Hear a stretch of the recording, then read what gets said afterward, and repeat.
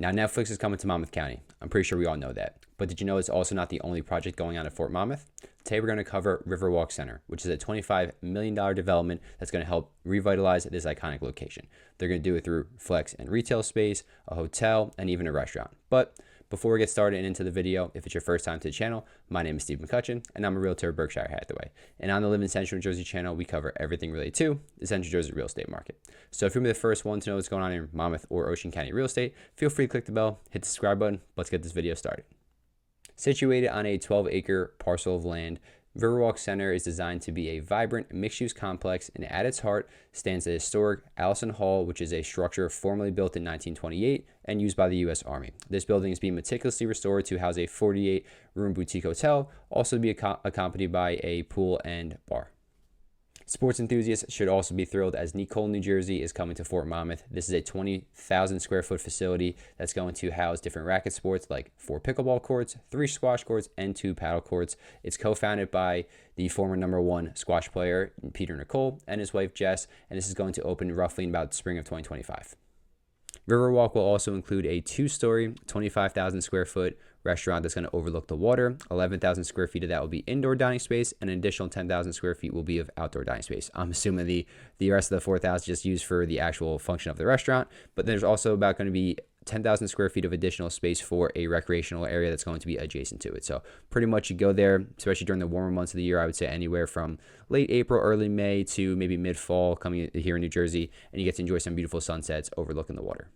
Getting into the flex and retail spaces, there are 4 standalone buildings totaling up to about 70,000 square feet of retail and commercial space. So on the retail side of things, they're going to be divisible to 1,250 square feet, have about 3 outdoor eating locations, covered walkways, a drive-through, and even 500 parking spaces. The remaining 26,500 square feet, that's going to be available for your flex spaces, divisible up to 3,500 square feet, open floor plans, and 22-foot high ceilings.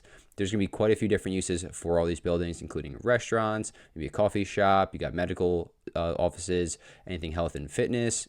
Literally so many different uses, you can kind of just sit there and list them all off. Some of the confirmed tenants range from CKO kickboxing, round dough, playa bowls, rogue salon, and even a brewery.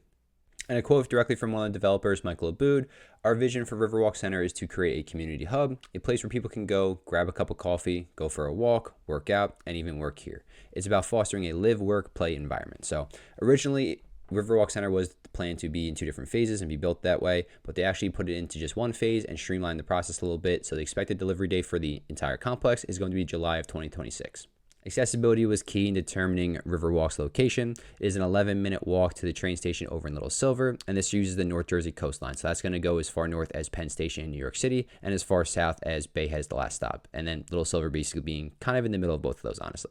So looking at it from that perspective, it's great that it's so close to a train station and just public transportation in general. If it's an 11-minute walk, it's probably only about like a 3 to 5 minute drive if I had to say. But realistically, being part of the Fort Monmouth redevelopment and revitalization is also a key factor of the location that got picked. You're going to have a $900 million development in Netflix being put up, and you're also going to have Parker's Creek, which is a 144-unit townhome complex adjacent to Riverwalk Center. So you're already going to have possible customers and people flocking to the area already. Now, Parker's Creek is also not the only new construction development that's hitting Fort Monmouth. Lennar actually purchased 60 acres, and they're going to be putting up about 275 units, a mix between single-family, townhomes, and even 20 approved affordable housing units that are going into the complex. So Parker's Creek is actually sold out already. They started in the upper 700s, and they're already completely gone. So I can only imagine how fast maybe these Lennar homes are going to go. But it is nice to see some single-family development potentially taking place here in Monmouth County because we really don't get that too often. And being that we are a real estate channel, how are home prices going to be affected by a revitalization project of this magnitude? Well, in Monmouth County alone, we've seen a hefty increase in appreciation over the last couple of years.